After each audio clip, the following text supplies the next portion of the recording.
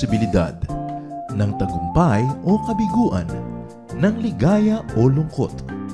Kaya marapat lamang natanggapin si Jesus bilang tagapagligtas at Panginoon. At matapos yun ay panariwain ang katapatan at paglapit sa Kanya bawat araw o day by day. Ang day by day ay naglalayong umalalay sa pang-araw-araw na pamumuhay. Narito po si Kuya Ed Lapis sa mensaheng pinamagatang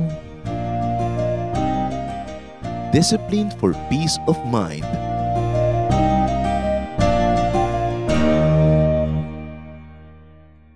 First Corinthians 9:27. I keep my body under control and make it my slave. Sinusupil, pinipigil ko ang aking sarili para ako ang maghari sa aking pagkatao. Discipline for peace of mind. Paano nga ba sa paraan ng disiplina ay magkakaroon tayo ng matiwasay, tahimik na kaisipan, damdamin, buhay? Panginoon, salamat po dahil kayo ang kapayapaan namin at tinuturuan nyo kaming maging payapa. Ano man ang kalagayan ng aming kapaligiran. Patuloy niyo po kaming linisin at ngayon ay buksan ang aming isip, ang aming puso sa inyong mensahe na makapagpapalaya, makapagpapalakas sa amin at lalo pa na magdudulot ng kapayapaan. Kayo pong mangusap, mangaral, magturo. Dalangin namin ito may kalakip na pasalamat sa ngalan ng iyong anak at aming Panginoong si Jesus. Discipline for peace of mind. Maraming sinasabi ang Biblia tungkol sa paraan ng pag-iisip ng tao at ano ang nagiging bunga ng paraan na yon ng pag-iisip. John 16:33, si Jesus, I have told you these things so that in me you may have peace. In this world you will have trouble, but take heart, I have overcome the world. Yan ang isang number 1 na mensahe ng Panginoong Jesus, peace. Kaya nga nung siya isinilang, kumakatama ang anghel, peace on earth. Peace in people's hearts. Peace talaga. Sayang ang pagiging religyoso, sayang ang paglapit sa Panginoon, sayang ang paglilingkod, pag-aaral, kung hindi naman tiwasay ang kalooban. Kasi ang talagang gusto ng Panginoon na marating ng lahat ng mananampalataya ay kapayapaan. At sabi niya, in this world you will have trouble. But take heart, I have overcome the world. So dalawang pagpipilian. Sabi niya, talagang magulo ang mundo. Magkakaproblema kayo, natural lang yon. Huwag kayong magtaka. Pero isipin niyo, nagapi ko na ang daigdig. Nagahari na ako. In other words, ano dapat pag-isipan ng tao? Not trouble, but Jesus. Ang dapat na nanaig sa kanyang damdamin, hindi yung pag-aalala, kundi yung pagtitiwala sa Panginoon. Philippians 4:8, finally, my friends, keep your minds on whatever is true, pure, right, holy, friendly, and proper. Don't ever stop thinking about what is truly worthwhile and worthy of praise. Sabi niya, imbes ang isipin ninyo yung mga kasinungalingan, mga nakakagulo, mga maruruming bagay, mga nakakaligalig, masasama, mali. Huwag kayong tumigil ng pag-iisip, pagtotoo ng isip tungkol sa mga kanais-nais, magagandang bagay na nakakapuri sa Panginoon. In other words, we are given choices of what to think of. Pwede ka mag-isip ng trouble, pwede ka mag-isip ng peace, pwede ka mag-isip ng Satan, pero pwede ka mag-isip ng God. Pwede ka mag-isip ng kaguluhan, pangliligalig ng iba, pero pwede ka mag-isip ng mga pangako ni Jesus ng kapayapaan. Ang isip, mapaglaro. At maraming tao pinaglalaroan ang sarili nilang isip. Hindi sila ang amo ng isip nila, kundi yung isip nila ang nagiging amo nila. At mapaglaro ang isip. Proverbs 23:33, you will see weird things And your mind will play tricks on you. Kaya yung mga taong matatakotin sa multo, may dumadaan lang na hangin, nakakakita yan ng multo. Yung mga taong matatakotin sa end times, mayroon lang nangyari dito, may nangyari doon na konting ganito, end times na sa kanya yun. Yung mga tao na laging maraming galit, hindi mo naman ginagalit, nagagalit din agad. Kasi may mga tanim na agad na galit, madali nang tumubo. Paglalaruan ka ng isip mo, at ililigaw ka ng isip mo. There are mental tricks and mental illusions. So watch your mind. Yung mga selosa, lagi nakakakita ng pagsiselosan. Yung mga takot na takot mawala ng pera, laging nakakakita ng paghihirap at pagdarahop. Yung takot na takot sa sakit, laging nakakakita at nakakaramdam ng kung ano-ano. Mga laro ng isip. Matthew 6:34, don't worry about tomorrow. It will take care of itself. You have enough to worry about today. Si Jesus na may sabi nun, pagkatapos maraming Kristiyano, walang iniisip kundi end times sa bukas, end times sa next month, end times sa back. Sabi, don't worry about it. Not even the Son knows about it, only the Father. It means it's not for you to know. Kasi kung para malaman mo yan, di dapat binunyag. Tapos laging yun ang iniisip. Mga bagay na hindi naman mababago, iniisip pa rin. Ang nagbabago lang damdamin, nalulungkot at natakot. So you don't worry about tomorrow. Bakit? Kawaworry mo ba? Mapapalitan mo ba yan? Maiiba mo? Hindi rin. So sayang lang ang pagod mo. And worry is thought. On the reverse, thought is worry. Pag palaisip, mapag-alala. Pag laging nakakaalala, madalas lang malungkot. Kaya nga sabi ng isang tula, better by far you should forget and smile than that you should remember and be sad. Mabuti pa nakakalimot. Mayroong mga nagmamahalan, magkalayo, magtatampo yung isa, huy, nakakalimutan mo na yata ako. Kung talagang mahal mo siya, hindi ba iibigin mo pa nga malimutan ka na ng konti para hindi siya laging malungkot? Kesa lagi mong nakaalala ka, lagi ka namimiss. Tuwan-tuwa ka, yung ego mo tuwan-tuwa dahil lungkot na lungkot siya at wala ka. Ganun ba ang pagmamahal? So sabi niya, mabuti pa na malimut-limutan mo ko, na makangiti ka naman, sumaya-saya ka, kasi lagi mo ako naaalala, tapos nalulungkot ka naman. So dahil mahal kita, please, kalimutan mo na muna ako dahil magkalayo naman tayo. Don't be obsessed with me. Yun ang pag-ibig na nakakapagpalaya, hindi pag-ibig na nanggagapos, nang tatali, nang kukulong. Psalm 32, 1-5. Our God, you bless everyone whose sins you forgive and wipe away. You bless them by saying, you told me your sins without trying to hide them, and now I forgive you. Before I confessed my sins, my bones felt limp, and I groaned all day long. Night and day your hand weighed heavily on me, and my strength was gone as in the summer heat. So, I confessed my sins and told them all to you, and I said, I'll tell the Lord each one of my sins. Then you forgave me and took away my guilt. Nandito na yung buong theology ng sin and forgiveness. Ang Diyos ang nag-aalok. Patatawarin ko kayo sa inyong mga kasalanan. Pupunasan ko, papawiin, aalisin ang bahid ng karumihan. Pagpapalain ko kayo. Ipinagtatapat nyo sa akin ang inyong mga kasalanan, hindi nyo itinatago, hindi nyo ipinagkakaila. Patatawarin ko kayo.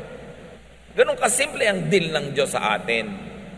Until religious intercessors and priests stood between men and God and made the business of forgiveness complicated and expensive. Pero kung sa Diyos lang, may magtapat kayo sa akin, huwag kayong magkaila, patatawarin ko kayo, di matatanggal yung guilt nyo. Ang hirap yatang mag-guilty. Pero ang mga religyoso, lagi nagpapag-guilty because they can control people who are guilty. Pero ang Diyos, sabi niya, huwag niyong buhatin yung guilt nyo. Gusto ko maluwag ang loob nyo. At sabi ngayon itong awit, bago ko ipinagtapat, bago ko inamin at hiningi ng tawad ng mga kasalanan ko, kasakit ng mga buto ko. Para ako may bone cancer. Umaatungal ako araw-gabi sa sakit. Araw-gabi, napakabigat ng pasanin ko. At ang aking lakas ay parang sinisip-sip ng init ng tagaraw. Kaya naman, ipinagtapat ko sa Diyos sa aking mga kasalanan. Wala akong iniwan. Hiningi ko ng tawad. At pinatawad niya ako. Inalis niya ang aking heavy guilt feelings. Ang ministry ng Diyos mang-alis ng guilt. Ang ministry ng mga relihiyosong nagpapahirap ng buhay ng kapwa, magpagilty. Kumusta? Ang damdamin nyo ngayong oras na to, kayo ba'y punong-puno ng guilt o malaya, magaan? Hindi dahil holy kayo, hindi dahil tayo ay perfect, kundi dahil nagtatapat tayo sa Diyos at pinapatawad naman niya tayo, ito yung nagtatapat tayo. Mahirap na dala ng isip yung guilt. But guilt, forgiveness, peace are all thoughts. Nasa isip yan. Confess unto peace. Diretso sa Diyos. Hindi mo kailangan padaanin pa kung kani-kaninong tao yung confession mo. May bayad pa. Diretso sa Diyos. Yan ang gusto niya. Yan ang pinapalaya niya tayo. Hindi niya tayo hinahanapan ng perfection. Ang ginawa niya para mawala yung guilt natin, hindi siya nagre-require ng 100% holiness. Ipagtapat mo lang, ihingi mo ng tawad, and you are wiped clean. Not because you are clean, but because you are made clean by God, by God's kindness, and especially by God's kindness through the work of Jesus. Romans 8, 1-2. If you belong to Christ, you won't be punished. Tapos yung iba takot na takot pa. Ay, Kristiyano na ako pero nagkasala ako. Meron na naman akong parusahan. Tanggal na naman ang salvation ko. Sinabi na nga, if you belong to Christ, you won't be punished. Bakit ang kulit? Gustong-gusto yung may punishment. At gustong-gusto ng mga ibalang teacher, laging may punishment. Kasi yung may punishment, nagigilty ang mga tao. At yung nagigilty, mas madali silang pasunurin. If you belong to Jesus Christ, you won't be punished. Mahirap bang maintindihan yan? The Holy Spirit will give you life that comes from Christ Jesus, not from your own deeds, not from your own performance, but from Christ Jesus, and will set you free from sin and death. When you are freed from sin, it doesn't mean you are freed from committing sin, because kahit na kay Christ ka na, once in a while you fall and commit sin. So what does it mean you will be freed from sin? You will be freed from the punishment of sin, because Jesus took the punishment. And you will be freed from the guilt of sin, because when you know that when you confess of the Lord, He forgives, therefore you are free from the guilt and the punishment of sin. But no Christian is really free from the actual act of doing sin, because God knows that we are not perfect. God remembers that we are dust. Kaya naglagay siya ng daan para makabalik ang lahat ng nadadapa. Confession. If we confess our sins, He is faithful and just and will forgive us and will give us a renewed heart. Hindi yun mahirap maintindihan. Kawawa ang mga nasa Panginoon na lagi pang guilty, lagi pang natatakot, lagi pang nag-iisip na siya ay mapaparusahan, mawawala sa presensya ng Diyos, etc. Be free in Jesus, and freedom is thought. Again, nasa isip yan. Meanwhile, the thought of torture is punishment. Pag naiisip mong mapaparusahan ka, naiisip mong magugunaw ang mundo, maiisip mong dadaling ka sa impyerno na naman, nasa Panginoon ka na, matutorture ka lang. Nawawala yung joy of your salvation, bagamat hindi nawawala yung salvation. Romans 6:14, don't let sin keep ruling your lives. You are ruled by God's kindness and not by the law. Hindi ang ibig sabihin ng don't let sin keep ruling your lives, dapat hindi ka na nagkakasala. Ang ibig sabihin nun, yes, nagkakasala ka pa rin, hindi ka talaga perfect, ang kapatid mo, ang mga kasama mo, magkakasala pa rin. Pero huwag yung takot sa parusa ang maghari sa buhay nyo. Ang paghariin nyo sa buhay nyo ay ang Diyos, ang kanyang kabaitan, at hindi yung law na nagbibigay ng punishment. Romans 6:14, read it over and over again. Don't let sin keep ruling your lives. In other words, don't let the fear of sin and the guilt of sin keep ruling your lives. You are ruled by God's kindness, not by your perfection, not by the law, or not by obeying the law. It doesn't mean do not sin. But it only means do not be a slave of the fear of sin and punishment. But of course, it's always preferred that we minimize sin. You cannot be sinless, but you should sin less and less and less. That is desirable. But sinlessness is unattainable in this life. Sino man na mag-iisip noon ay laging mabibigo, laging magigilty, matotorture, wala yung peace. Kaya alam mo na hindi yun ang tamang reading eh. Kasi pag tama ang reading mo ng scripture at application, ang bunga, peace. Thought of sin is master. But the thought of life in Jesus is liberator and your new master. Anong kinalaman ng mga verses na yan sa gusto natin pag-usapan na discipline for peace of mind? Inisa-isa lang naman natin ang mga pwedeng magtanggal ng peace of mind, di ba? Anong disiplina ang kailangan natin para maghari yung peace of mind? Unawain ito. Thoughts become emotions, and emotions become blood chemistry. Pag may naisip ka, magiging emosyon yun. Either nakakalungkot ang naisip mo, lulungkot ka. Nakakasaya, sasaya ka. Nakakapagpaselos, magseselos ka. Nakakapagpainggit, maiinggit ka. Basta may inisip ka, magkakaroon yun ng emotional equivalent in your system. And your emotion will change your blood chemistry. Napatunayan na ng siyensya yan. Kahit nga ang pag-iyak, bakit ang iyak ng iyak bago matulog, biglang ang sarap ng tulog? Kasi napatunayan na sa luha, kasama yung mga toxins, mga lason related to stress. Yung naninigas ang katawan mo, yung ikaw ay halos himatayin, yung hirap na hirap ka, yung toxin na yon lumalabas kasama ng luha. Kaya nalungkot ka, lumuha ka, lumabas yung toxin. Kaya yung mga hindi umiiyak, yung ayaw umiyak, nagtitigas-tigasan, yun na biglang naninigas eh. Kasi hindi na ilalabas yung emosyon. So, kung anong iniisip mo, magiging blood chemistry. Science has proven over and over that toxic thoughts show up as disease. Yung mga inggitera, selosa, inisin, masamain ang loob, magagalitin, mga laging may negative emotion, marami ang sakit. Kasi ang negative emotion changes blood chemistry, changes heartbeat, changes yung mga blood vessels, sumisikip, humataas ang blood pressure mo, kaya ka nagkakasakit. Di ba sabi nga nila, pag umiibig pa daw, nagkakaroon tagyawat, yan ang dapat patunayan. Pero again, emotion turning into disease. Kasi umiibig siguro, laging puyat, ayan, napapabayaan ang kasarili. Lagi nakakalumbaba, yun naman kamay marumi, nagkakapimpol. Pwedeng ganun. But the general idea is this: your emotion affects your health.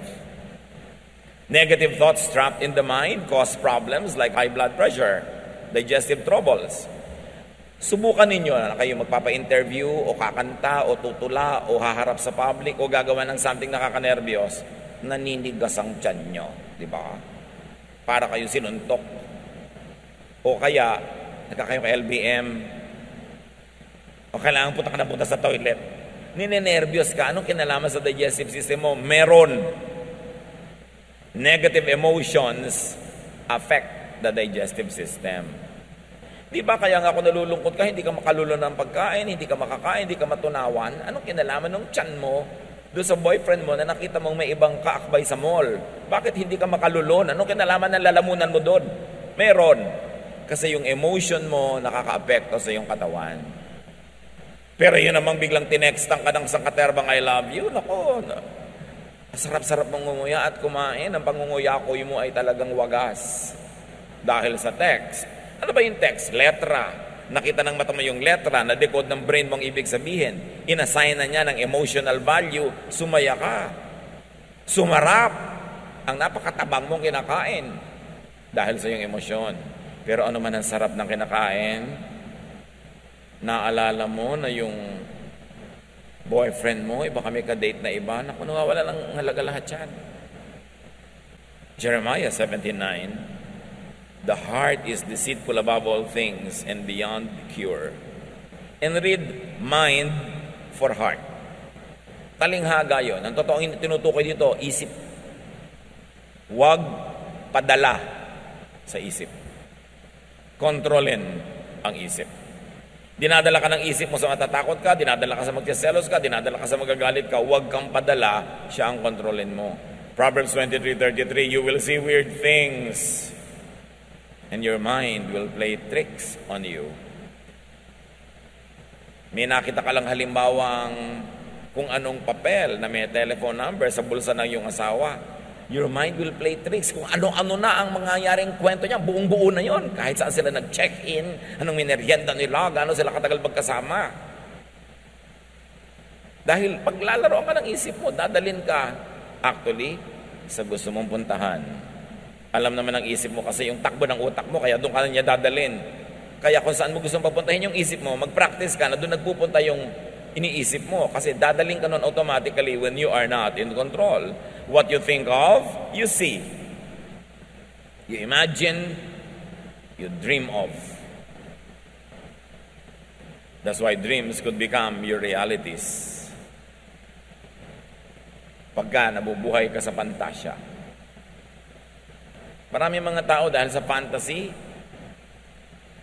may pinafantasize sila isang tao na gustong-gusto nila, ini-imagine nila na gusto din sila. Hindi naman sila man lang kilala.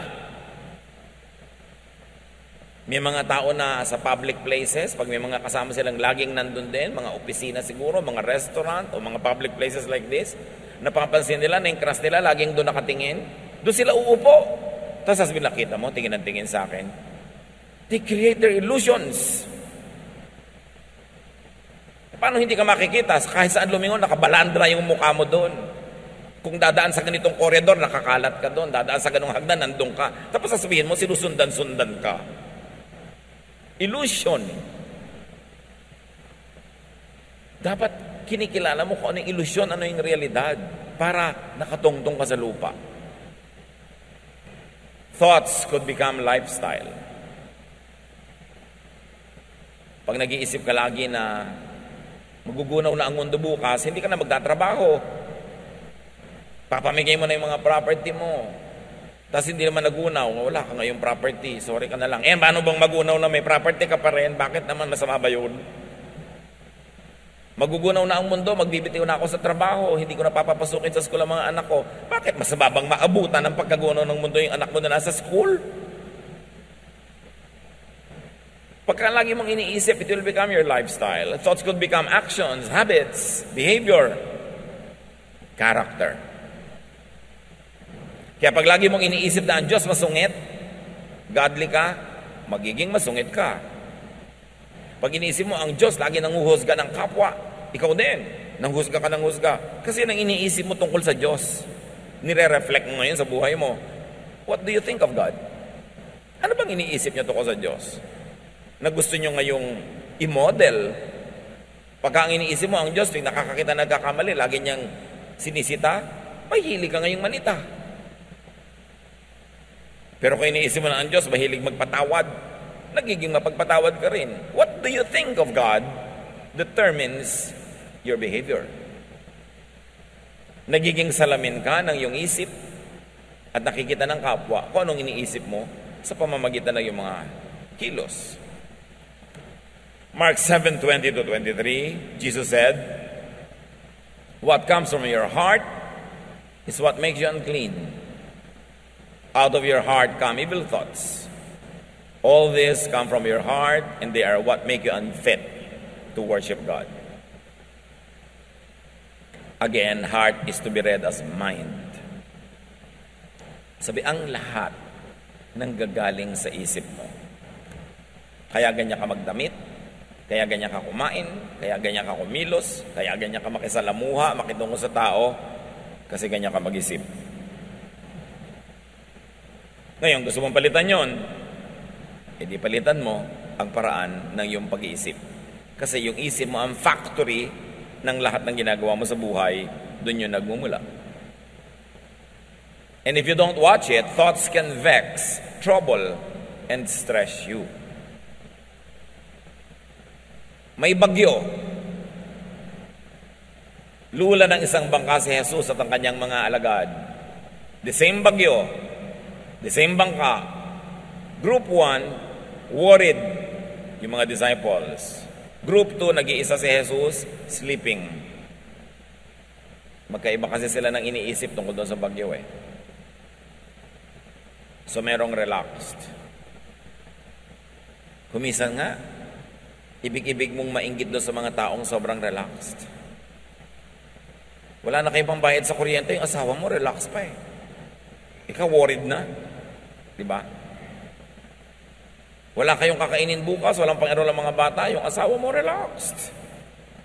Ikaw, ngarag. 20 years later, pareho pa rin kayong buhay, pero ikaw, pumangit, tumanda. Siya, relax pa rin. Kaya gusto mong ibig sabihin, mabuti pa yata ito, ganitong sobrang relax eh. Ako, pagod na pagod dito. Yun ang blessing sa mga relax. May mga pagod na pagod to keep them relaxed. Sobra ka kasing responsible. Wala pala kayong kakainin, wala siyang ginagawa, subukan mong wala rin gawin. Pag pareho kayo nagutom, may gagawin na rin yan eh. Lagi mo kasi sinasagot yung problema, sinasalo, di nagre-relax siya. Yung kapatid mo, sobrang relax kasi umaasa sa'yo. Nag-asawa, umaasa sa'yo. Nagkaanak, umaasa sa'yo. Pagod na pagod ka. Subukan mong gutumin yung mga yan pag hindi kumilos. Hindi mo naman kasi ginugutom at alam niya yon, kaya ikaw mapagod, relax siya. That's life. Choice mo yan eh. Kumisan para ring sumpa pag sobra kang responsible, ano? Lalo sa mga pamilya, pag maaga pa lang na-identify nila kung sino yung responsible, lagot ka buong buhay. Magpapabaya sila kasi alam mong di mo matitiis. Subukan mong tiisin. Baguhin mo yung pag-iisip. Hindi reklamo ka ng reklamo. Tamad-tamad ng kapatid ko, tamad-tamad ng ganito. Lagi mo kasi sinasalo. Hayaan mo malaglag. Pag hindi nagbago ng pag-iisip yan. Minsan yung mga sobrang responsible, nagiging konsentidor na eh. We are already tolerating very bad behavior by rewarding the lazy and punishing the masipag. Yun ba ang justice ng Diyos? No. If you're always troubled in spirit, identify why. Daniel 7:15, I, Daniel, was troubled in spirit, and the visions that passed through my mind disturbed me. You see? Yung mga mahilig makakita ng vision, lagi na di-disturb. Well, once in a while, there are people who are really given visions so they could warn others. But most of the time, hindi naman vision yan eh. Subdivision, guni-guni. Marami mga self-appointed prophets, nakakakita ng demonyo kahit sa tasa ng tiya. Tinatakot ang buhay niya, tinatakot ang lahat. Everything is in God's hands. Why try to control what you cannot control? Ano ang nagpapagulo sa ating isip? Salain ang isip, kontrolin ang isip. Thoughts can calm, can soothe, can relax you. You see, in the same mind, thoughts that can stress you can thrive. But also in the same mind, thoughts that can relax you can flourish. So bakit man naman papapasukin lagi yung nakaka-stress? Bakit hindi yung nakaka-relax? Manonood ka ng sine, horror pa. Ba't di nalang comedy? Ang lungkot-lungkot pa, nagbayad ka pa para ka malungkot. Ang bigat-bigat ng dibdib mo paglabas, gumagapang ka pa palabas ng sine dahil ang lungkot. Why? You have a choice. Psalm 119:52, I remember, Lord, your ancient laws, and I find comfort in them. So you see, ang daming laws, pero ang sinofocus niya, yung nakaka-relax, yung nakaka-comfort. Di ang bunga sa buhay niya, comfort. Psalm 27:4, one thing I ask from the Lord, this only do I seek, that I may dwell in the house of the Lord all the days of my life, to gaze on the beauty of the Lord. Isa lang naman ang hiling ko sa Diyos, sabi niya, na araw-araw nandun ako sa kanyang tahanan para pagmasdan ko, malimi-limi, maisip-isip ko ang kanyang kagandahan. Because beauty relaxes. So, sabi niya, gusto kong magpunta sa church araw-araw para ako ma-relax, para ma-enjoy ko ang kagandahan ng Panginoon. Tapos magpunta mo doon, marami mga bully, marami mga huwes, marami mga hukom, marami mga abogado, na umuusig sa'yo, nagja-judge sa'yo, hindi nakaka-relax yun. Hindi dapat ganun ang atmosphere in the house of the Lord. As you think, you become. You become, you are your thoughts. Ano pa talaga ang nagde-define ng ating pagkatao? Ito yung ating pag-iisip.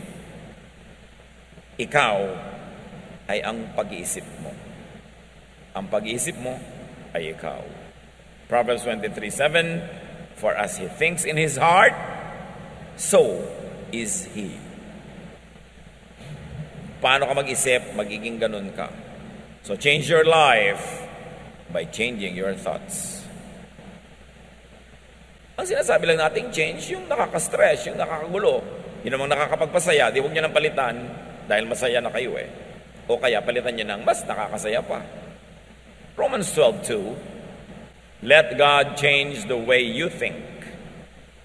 Then you will know how to do everything that is good and pleasing to Him. Gusto ng Diyos, relax ka, peaceful. Ayaw niya na ikaw ay stressed and vexed and troubled and afraid. Hindi business ng Diyos manakot. Business niyang magpatahan ng umiiyak, magpapayapa, umalo-alo para tayo matahimik. 1 Corinthians 14:20, stop thinking like children. In regard to evil, be infants. But in your thinking, be adults. Grow up. Tigilan ang pag-iisip bata, lalo't hindi ka na talaga bata. Baguhin ang pamamaraan. Sabi ni Paul, when I was a child, I thought like a child, I spoke like a child, I reasoned like a child. But now that I'm a man, I gave up childish ways. Ganon din tayo sa ating spiritualidad. Dapat mag-mature. Change what gives you trouble. Change the way you think so that you will be happier. You will be more peaceful. Think your way into mental, emotional, and physical rest. Yung kapahingahan, parang isang pupuntahan. Yung pag-iisip, yun yung ruta na dinadaanan mo. Mag-isip ka sa paraan, ang ending, restful. Ang ending, relaxing. So think your way into rest, into relaxation, into peace, into serenity. 2 Corinthians 10:5, we demolish arguments and every pretension that sets itself up against the knowledge of God, and we take captive every thought to make it obedient to Christ.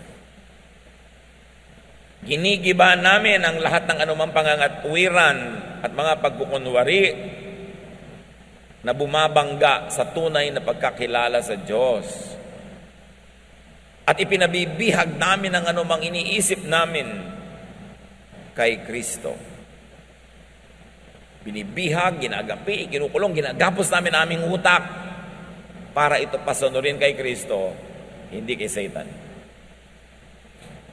At hindi lang yun tungkol sa paggawa ng kabanalan at mga karelihiyosohan.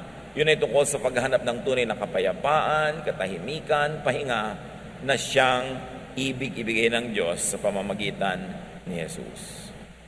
Binabangga, dinudurog namin ng anumang mga pagpapunwari na karunungang makadiyos. Pero kung ang ending nakakagulo, nakakapagpagulo, nakakatakot, hindi yan galing sa Diyos, binabangga, dinudurog namin yan. Iyan ay isang pagkukunwari. Kung paano mo malalaman na masarap ang luto, pag tinikman mo na, doon mo malalaman kung tama ang interpretation of God's Word. Pag ang ending sa buhay mo, peace, serenity, love, quietude. Yan ang tamang bunga ng tamang interpretation ng salita ng Diyos. Kung i-interpret mo ang bunga na ligalig ka, naging judgmental ka, natakot ka, hindi yan dapat ang bunga, mali ang basa. Sabi ni Jesus, I came that you might have peace, that you might have life, and have it abundantly. So alam mo, pag tama, Pastor, ano po bang tamang interpretation? Yung ang ending, pumapayapa ka, tumatahimik ka. Yun ang tamang interpretation. Siyempre, magigilig-galig ka rin sa mga mali para itama mo. Pero hindi to the point na naligalig ka na pagharian ka na ng takot. Kasi, okay, na-realize mo mali ka, hindi mo maitama-tama pa ngayon, o kulang ang pagtatama mo, di magtatapat ka sa Diyos, o meron ka ng confession, may forgiveness ka na, peace pa rin ang ending. Choose what you think of. Choose what you dwell on. Tulad ng pinipili mo kung saang bahay ka titira, saang barangay, at sa loob ng bahay, saang kwarto ka, sa isang bulwagan, saang silya ka uupo, pinipili mo kung saan kalulugar, lagi niya naman lalong piliin kung anong iisipin. Kasi pag inisip mo, nasa loob ng utak mo. Pag nasa loob ng utak mo, yun ang magpapakilo sa iyong mga daliri, mga paa, sa iyong katawan, yun ang magkokontrol ng iyong buhay. At sabi ng Hebrews 3:1, fix your thoughts on Jesus. On Jesusness, on peace, on love, on forgiveness, on kindness, goodness, on mercy. Ang magiging bunga nun, kapayapaan. Proverbs 4:23, carefully guard your thoughts because they are the source of true life. Bantayan daw ang iniisip. Kasi diyan magmumula ang tunay na buhay. Anong iisipin ngayon? Anong dapat nating isipin?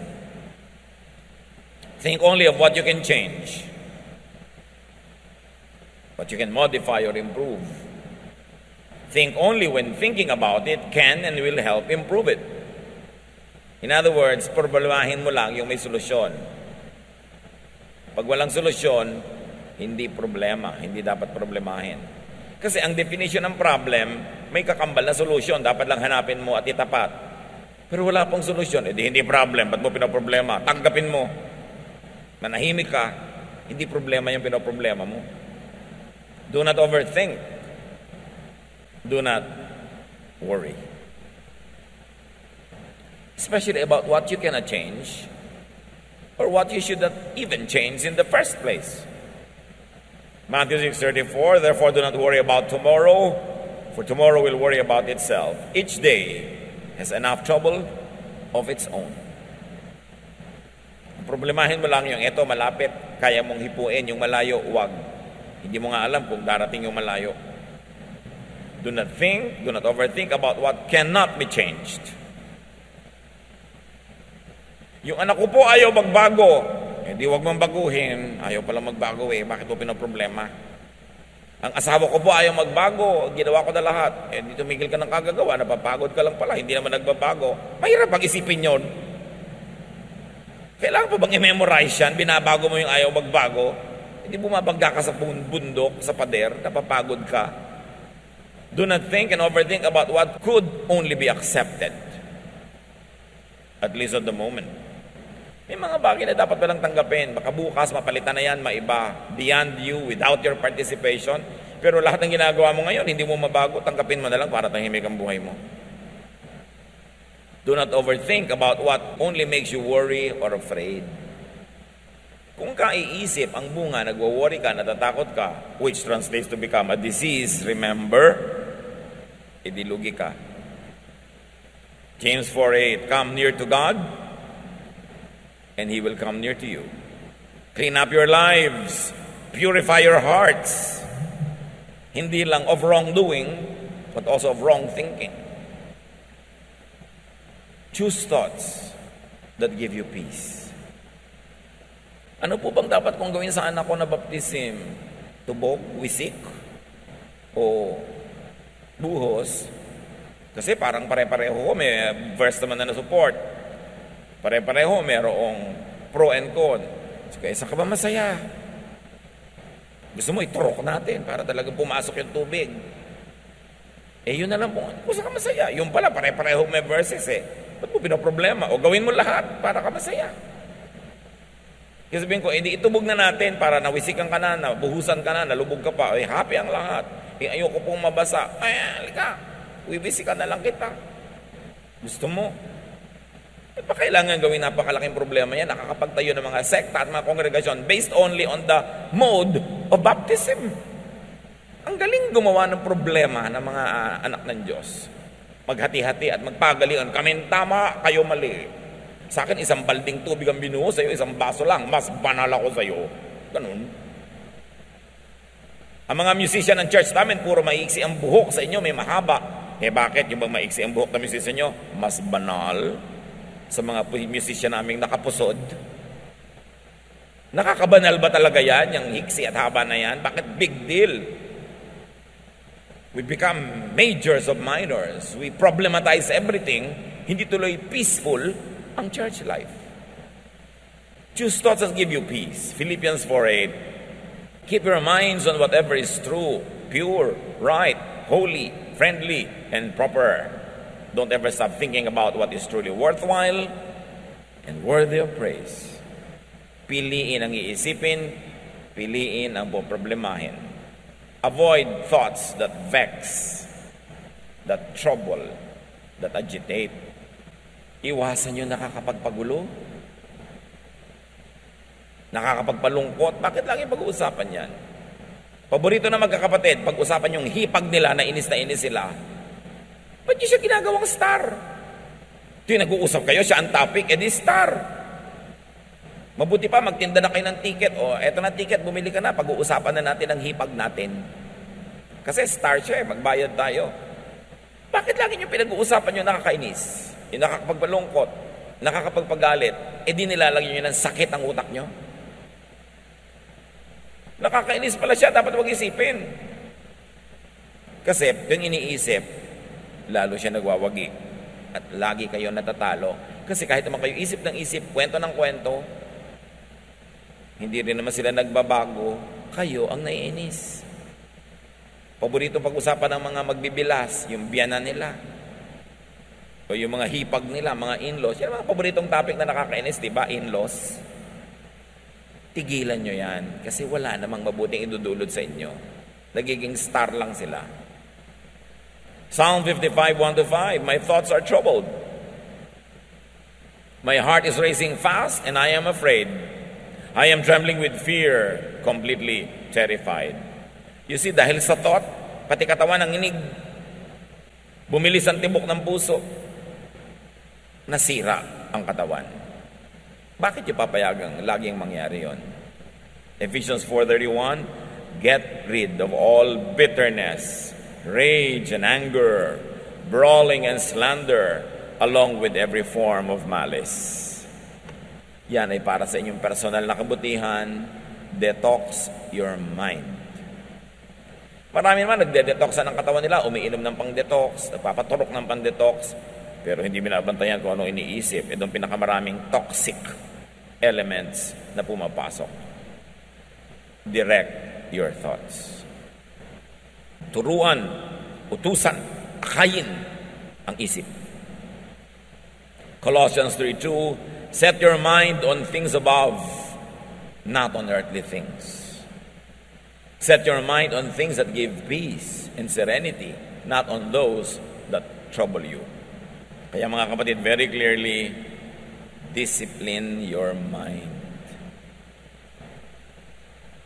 Pag yung isip ay pumupunta na kung saan-saan, hoy, liko ka dyan, alis dyan, hindi ka dapat dyan pumunta. Discipline your mind. Psalm 139:23-24, search me, O God, and know my heart. It means know my mind. Test me and know my anxious thoughts. See if there is any offensive way in me, or in the way I think, and lead me in the way everlasting.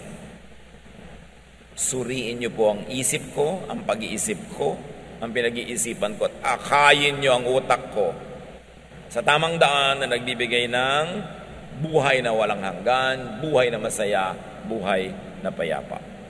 Romans 8:6, if your minds are ruled by our desires, meaning emotions, meaning thoughts, we will die. But if our minds are ruled by the Spirit, we will have life and peace. So paghariin ang Espiritu ng Diyos sa ating kokote, sa ating isip, Proverbs 15:32, those who disregard discipline despise themselves, but one who heeds correction gains understanding. Discipline in thinking is very important. Proverbs 4:23, above all this, guard your heart or guard your mind, for everything you do flows from it. Bantayan ang isip kasi lahat ng ginagawa nyo doon nagmumula. Nandiyan kayo ngayon kasi diyan nyo pinapunta ang inyong isip. John 14:27, sabi ni Jesus, I am leaving you with a gift, peace of mind and heart. And the peace I give you is a gift the world cannot give. So don't be troubled and afraid. May iiwan ako sa inyong regalo, kapayapaan ng isip, katahimikan, katiwasayan. At ang katiwasayan na itong ako nagbibigay, hindi yan maibibigay ng mundo. Kabaligtaran nga ang binibigay ng mundo gulo. Sabi, kaya huwag kayong matakot, huwag kayong mangamba. 1 Corinthians 9:27, ang ating opening verse, I keep my body under control and make it my slave. Apply it to your mind. Then say, I keep my mind under control and make it my slave. Discipline your mind unto peace and serenity. Kung magulo ang isip nyo ngayon, ligalig kayo, takot, likhan nyo yan. Walang ibang may likha niyan. At kung payapa kayo ngayon, sinadya nyo man o hindi, nilikhan nyo rin yan dahil sa inyong pag-iisip. Huwag na kayong humingi ng kapayapaan sa Diyos, matagal lang ibinigay. Nasa harapan na natin, nasa kandungan natin, nasa atin na lang kung ating tatamasahin at gagamitin.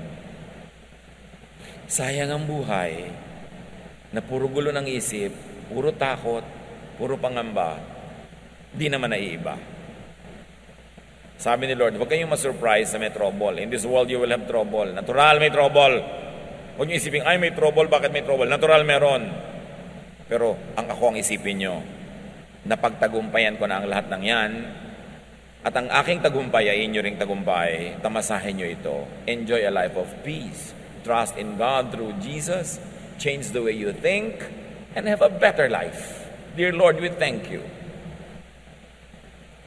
that we can enjoy peace because of Jesus and because of your love. Gisingin nyo kami. Pukawin nyo ang aming isip. At suriin namin ang aming mga sariling paraan ng pag-isip na nagbubunga ng kaligayahan o kalungkutan, katiwasayan o ligalig o magabag. Kami rin ang may gawa nito. Turuan nyo kaming suriin ang aming sarili at isuko ang aming pag-iisip sa inyo, Panginoon, sa Espiritong Banal, na ang maging bunga, kapayapaan, katahimikan. Mabago ang dapat baguhin at matanggap ang hindi pwedeng baguhin. Pagbulay-bulayan natin ang kahulugan nito sa ating mga buhay.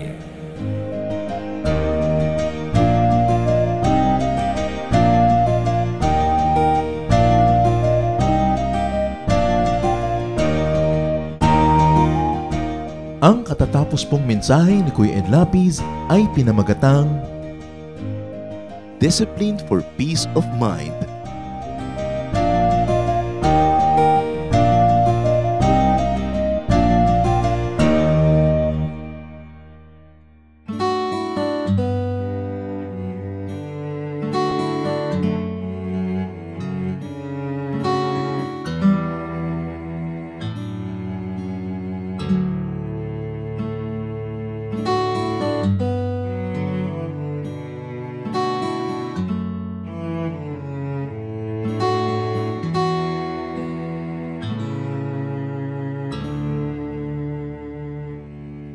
Aking damdamin,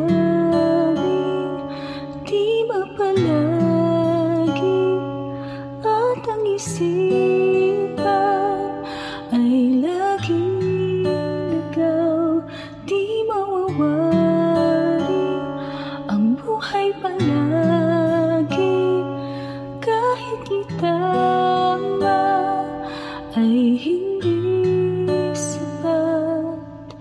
Nais kong itabang lahat, ngunit iabot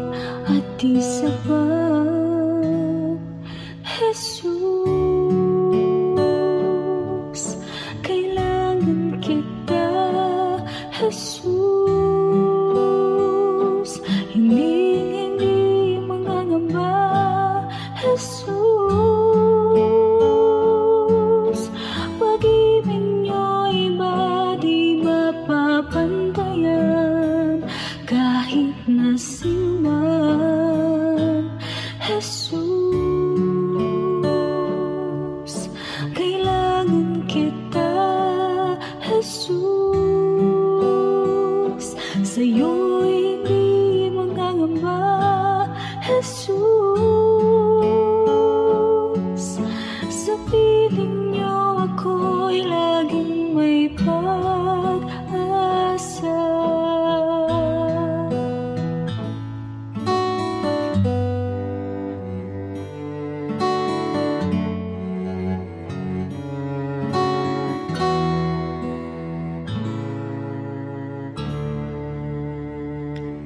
Aking damdamin, di ba palagi at ang isipan ay laging ikaw, di mawawari ang buhay palagi kahit itama ay hindi sapat. Nais kong itama ang lahat, ngunit di abot at di sapat. Jesus, kailangan kita. Jesus, hindi mangangamba. Jesus,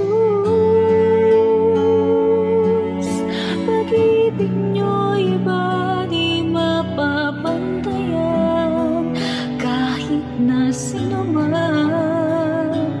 Jesus,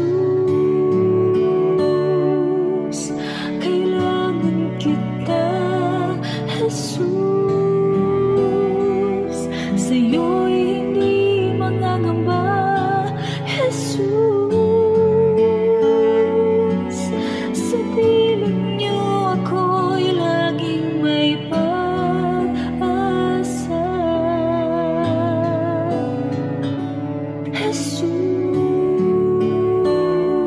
Jesus, kailangan kita. Jesus, hindi mangangamba. Jesus, pag-ibig niyo'y iba di mapapantayan kahit na sino man. Jesus,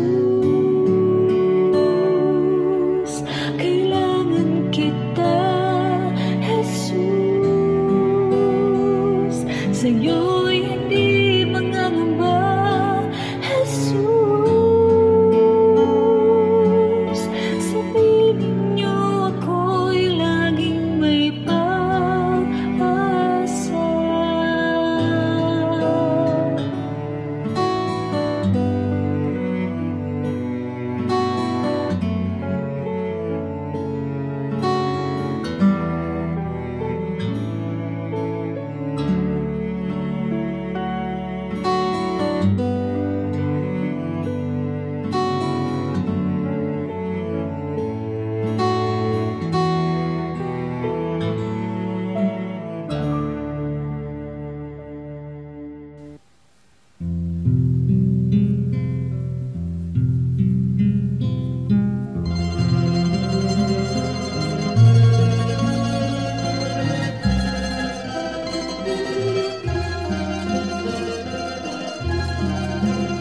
Nagdaan ng kahapon, iniwan ang layon, subalit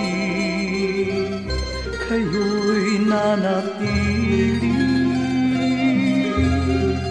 Ako'y piring man sa bukas, tadhana'y lumipas, panatag sa inyong kandili.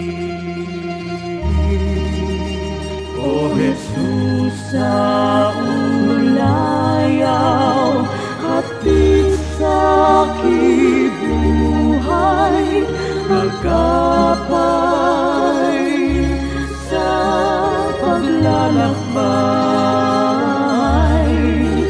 Kaibigan kang tunay, dagli ang karamay, kailan may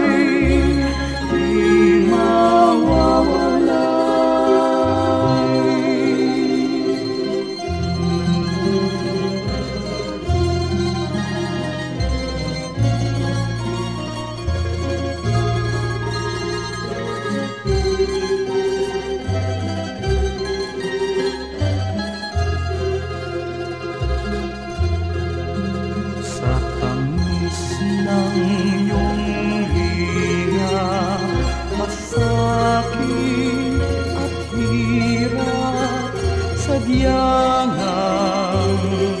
hindi mananaig. O Jesus, kaulayaw, gawin pang malinaw sa akin ang iyong pag-ibig. O Jesus, sa ulayaw, hatid sa aking buhay, agapay sa paglalakbay. Kaibigan kang tunay, dagli ang karamay, kailanman di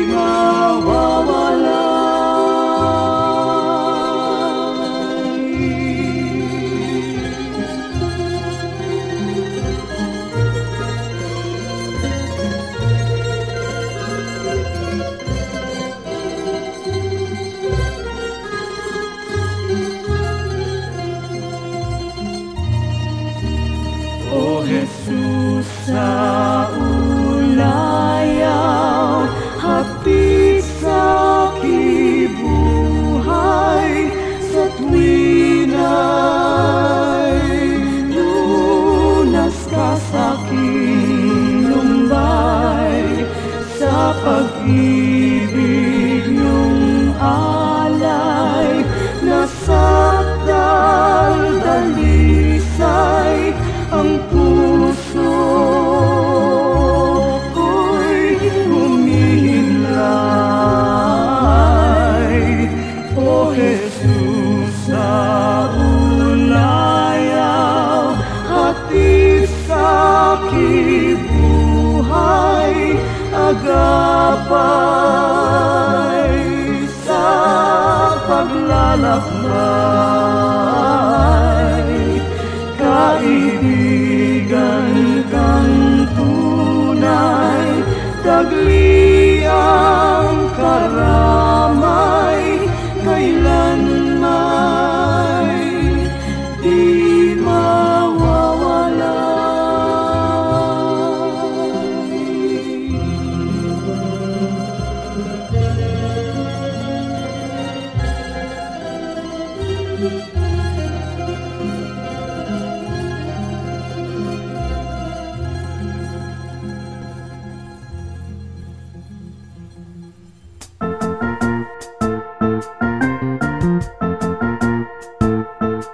Oras na po para pansamantalang magpaalam ang programang Day by Day.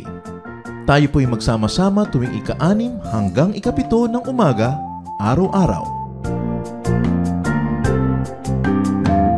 Magandang umaga po at mabuhay ang Panginoong Hesus!